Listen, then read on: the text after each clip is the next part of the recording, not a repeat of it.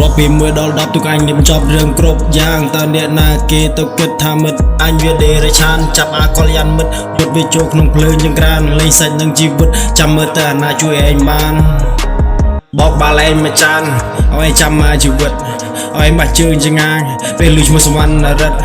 ឯងធ្វើអី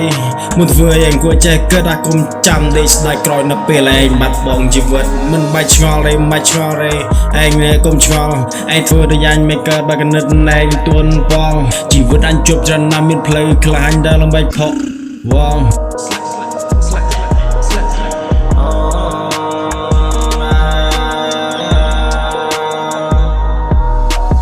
រាប់ពី1ដល់10ទុកអញនាមចប់រឿងគ្រប់យ៉ាង